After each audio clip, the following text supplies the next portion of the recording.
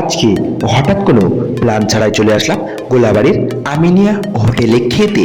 তো এখানে এসে অর্ডার করেছি এক তরকা, সাথে আছে লাচ্চা পরোটা এবং রুমালি রুটি, নাদ রুটি, সাথে ছিল লিভার কষা। তো ফাইনালি আমাদের সামনে চলে এসেছে, আর সাথে আছে কোল্ড ড্রিঙ্কস। তো ফাইনালি আমি প্রথম বাইটটা নিলাম লিভার কষা, তো ফের আমি একটা সেকেন্ড বার লিভার কষা খেলাম। তো খুব সুন্দর লেগেছে খেতে। তো আজকে যেহেতু আমার সঙ্গে ক্যামেরাম্যান ছিল না, সেই জন্য ভিডিও করতে অনেকটাই প্রবলেম হয়েছিল।